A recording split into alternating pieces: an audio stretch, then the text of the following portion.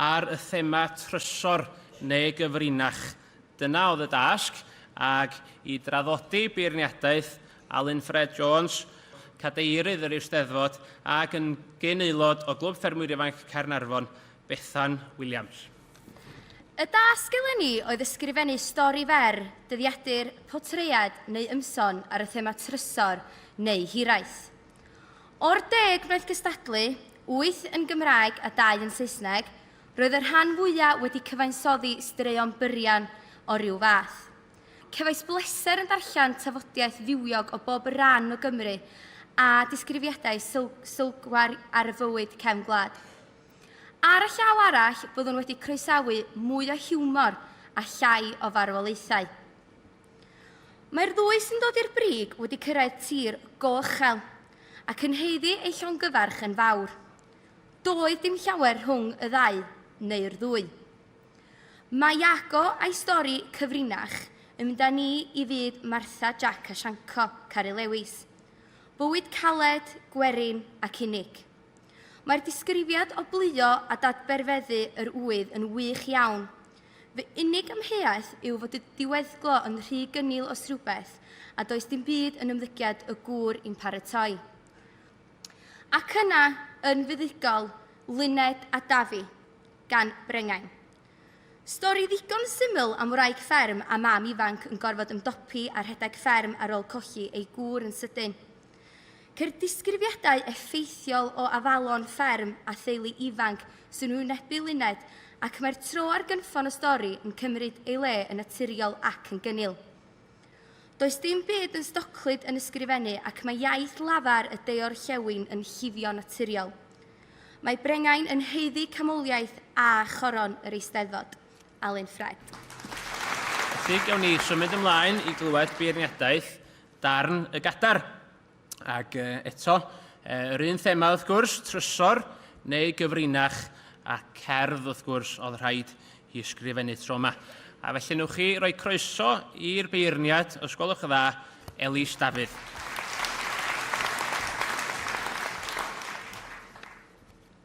Fe ddath na 10 cerdd, 7 yn Gymraeg a 3 yn Saesneg i law.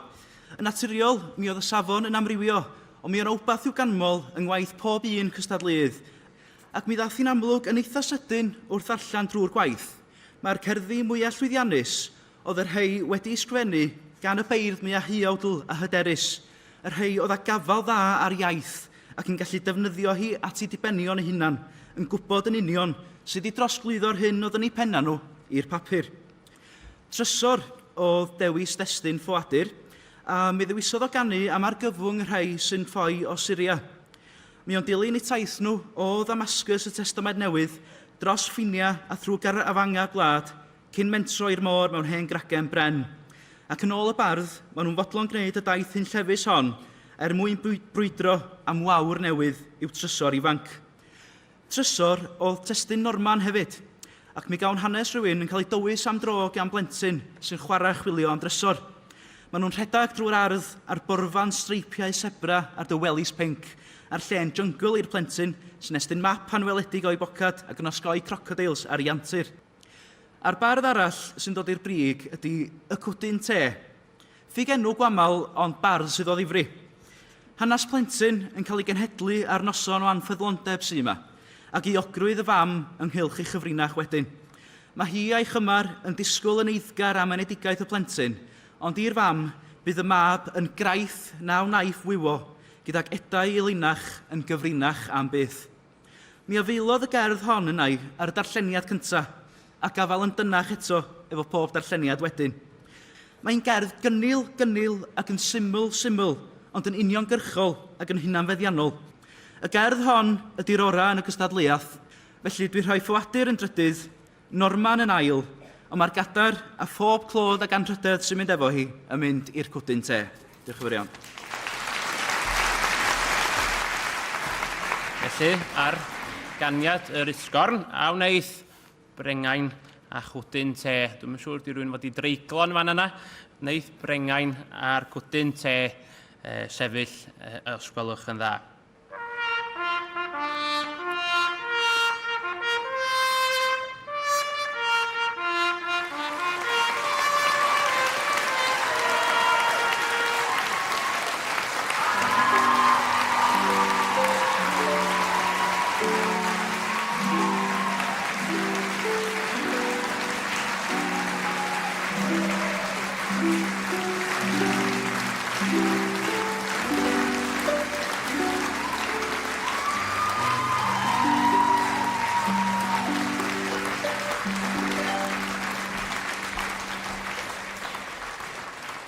Brengain, sef y llenor, ac enillydd y goron ydy Naomi Nicholas o Sir Benfro.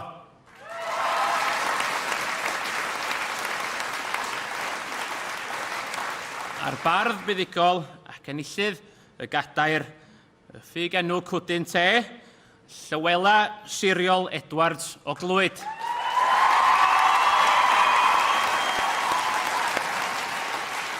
Mae Naomi ar hyn o bryd yn hyfforddi fod yn athrawes Gymraeg yn ysgol y Preseli yng Nghrymych. Mi gafodd ei haddysg gynradd yn yr ysgol Maen Clochog cyn mynd ymlaen i ysgol y Preseli. Mae rai bod wedi cael gwneud argraff go lew i gael mynd yn ôl. Derbyniodd ei gradd yn y Gymraeg ac astudiaethau theatr y flwyddyn diwetha o Brifysgol Aberystwyth. Ac os ydych chi'n meddwl bod hi'n wyneb cyfarwydd, ac os oes gennych chi go eitha, wel, falle byddwch chi'n cofio, mae hi'n nath ennill y goron yn Eisteddfod Sir Gar y llynedd.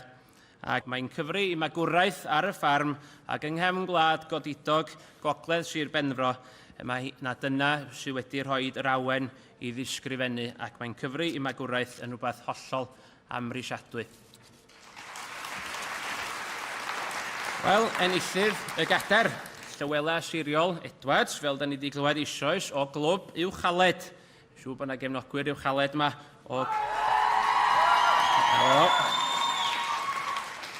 o'r ambarth Clwyd, wrth gwrs, a'r ffug enw y Cwdyn Te. Mae yna eglur had yn fan hyn. Roeddwn yn ceisio meddwl am bethau dwi'n ei mwynhau, a panad o de ddaeth i meddwl gyntaf. A felly dyna pam mae wedi dewis y ffug enw Cwdyn Te. O ran diddordebau, wel, pêl-droed. Falle fydd yna swydd i ti fel rheolwr Cymru, pwy awyr. Pêl-droed ydy'r prif ddiddordeb, a mae'n chwarae fel ymosodwr neu asgellwr i dîm y brifysgol, ac mae wrth i bodd a disgorio 10 gol y tymor yma, mae'n debyg. O ran y llwyddiant mwyaf gyda'r fferwyr ifanc, ennill y sketch yn sicr ddwy waith yn brofiad arbennig, ond y bendant ennill y gadair yn ddigwyddiad nad oedd Llywela byth yn meddwl fysa i ni gyflawni. Ac felly hyn, mae'n debyg, ydy y prif lwyddiant efo'r ffermwyr ifanc.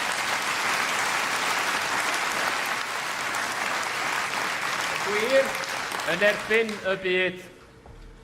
A oes heddwch. Llais uwch adlais. A oes heddwch. Gwaith uwch adwaith. A oes heddwch. Eistedded y llenor a'r bardd yn hedd yr Eisteddfod.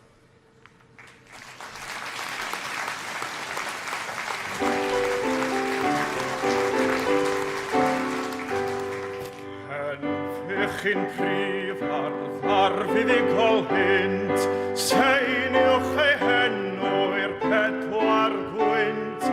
Hon yw brenhines beirdd yr wyl i gyd, cenwch y ritgorn i 4 bandib. Enfych brif ar gwain wyllafn y clef, glwyddiodd yr Eisteddfod a ni'n fryd hef.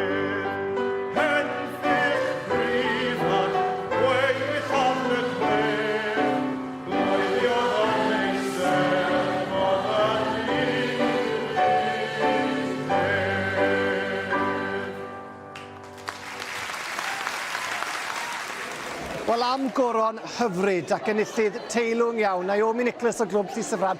Llong gyferchiadau enfawr i ti. Diolch yn fawr i chi, diolch. A ti'n be, wedi ennill i llynedd, a dyn nhw'n eleni ac ennill i eto. O'n i'n mynd treial.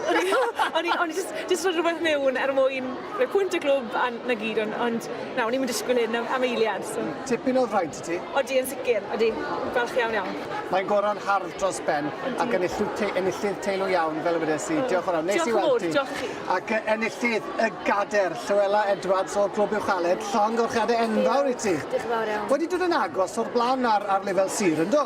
Do, 2 waith. Nes i ennill efo'r gerdd ond cael ail i'r gader. So, hon oedd y trydydd blwyddyn i fi gystadlu a nes i gael y gader yn Clwyd. A fan'na, so... Ie, wyt ti wrth o fo? Oedd, oedd o'n sioc mawr pan nes i fynd allan, o'n i'n mynd ysgol o gwbl. Ac o ran coleg neu prifysgol, beth ti arni ar un o bryd ac yn astudio beth? Yn yr ail flwyddyn yn astudio'r gyfraith yn Caerdydd. Sgen ti le'r gader hard na? Oes, dwi'n dod fel pick-up i bigo fel fyny. Ac wyt ti'n nabod y crwt nath y gader? Mae'n dod o'r un pentre a nath mam dyfu fyny, so... O, arbennig. Touch bach neis yma. Ydy, ydy cysylltiad teuluol bendigedig. Llong o chare unwaith eto, a diolch o'r iawn i ti am y sgwrs.